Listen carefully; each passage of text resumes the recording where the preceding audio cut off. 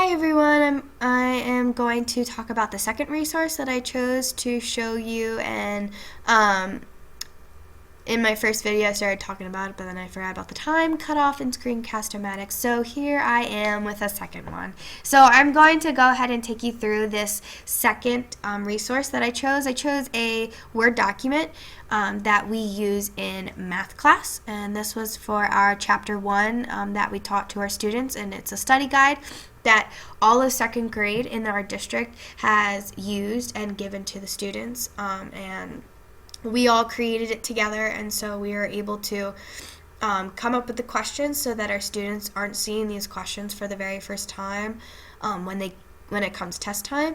We want to make sure that we're preparing our students so they're used to the same language, and that they're used to the content, and it's just a great review of what we would have taught over the few weeks of this chapter.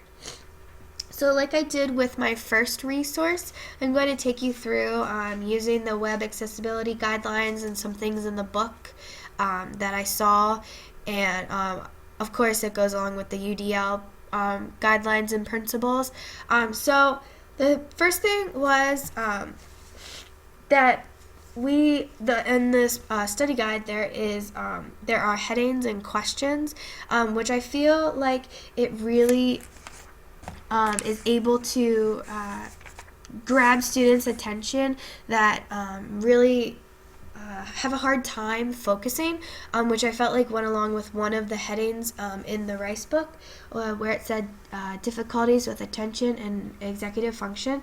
And this talked about where there are some students who have difficulty paying attention and that they need certain guidelines, and I think that for them being able to see the different numbered problems, hopefully this wouldn't overwhelm them, but it would be a helping guide. Be like, okay, I need to start at number 1.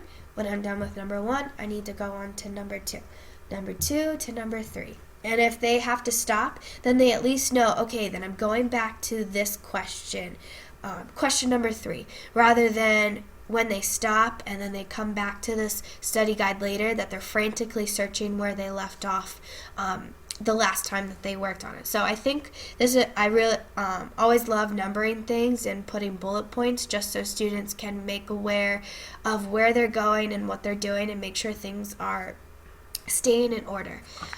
So I felt like that was a really great thing, looking of the different things that should help students who have these needs. Another thing was just looking at the font, which is one of the components. The headings under the accessibility Word documents in the web accessibility guidelines, and I felt like the font was neutral. I mean, it's Comic Sans, so mostly all of the letters are the same ones that students are using in their own writing and they're seeing in the books that they're reading. So I feel like this relates to them really great because it's not like a different looking A or a different looking P or Q or different like that. It really relates to what they're seeing in real life text, which I think would go along with students in an online setting as well. There are words that are bolded, and they're bolded for a reason so that they can help students focus in on what's the main idea of that question. So this goes along with students who may have that difficulty paying attention. So like in question number 2, value sticks out. That's what they have to answer, place value. So then they have to rack their brain. Okay, what are my place values? I need to remember that again, and that's what they're trying to answer. And there's all throughout the question, there's words bolded. Estimate. They're estimating. They need to make a guess of how many soccer balls they think are in this picture. So I felt like that went along with a great component of this document, so that these words stand out to students, and also maybe if students have a visual disability, that these hopefully maybe would be a little darker for them to see, and so that they would understand what's going on. Now, some of the questions don't have bolded words, so that would probably be something to fix in the near future. So we need to make sure that we're bolding some of the important words. A lot of them do have them, but there were like 1 or 2 questions that we might need to change up. This document I would definitely use in my online class setting. I chose to teach a math unit online in previous module, and I would definitely use this because this is a way for students to be able to represent their understanding. So this goes along with Principle 2, providing multiple means of expressing understanding. If I would upload this, students would be able to draw, they would be able to write, they would be able to represent their thinking in many different ways because it's kind of an open, blank canvas for them to be able to show me what they know and show me if they're able to answer these questions. So definitely would use this also in an online setting. The biggest thing that probably we would need to change, and I'm finding as I have read the book and have gone over the different principles, is definitely including a way that the questions can be read to students who may not be able to read them or may need a little more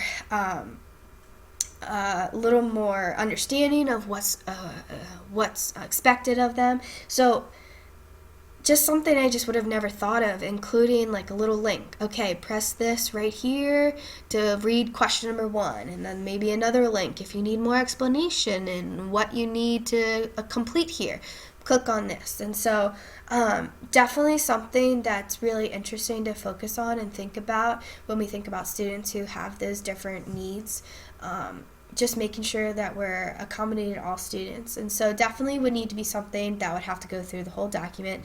And this was created to be used in a face-to-face classroom, so that's why it's not there at the moment, but definitely something that I would want to incorporate if I'm going to choose something like this to be the math unit that I teach online.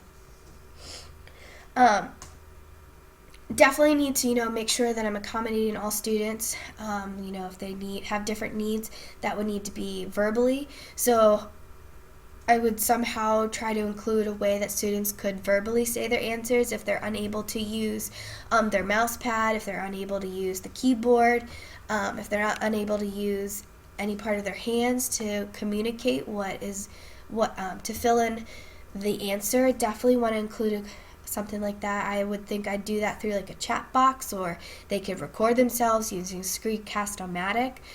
So that would be something I'd definitely have to include.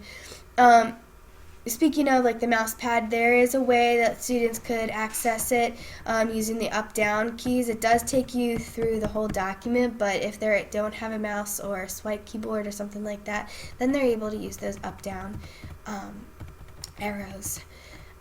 So basically overall, I felt like this document sort of related to some of the guidelines and some of the things posed in the book and on the web accessibility guidelines, but definitely things to take into account of being able to read the questions. Is there a way for students to understand what's going on? Is there a way for students to provide different means of expressing themselves? And so something definitely would have to look to in the future when using this on an online setting.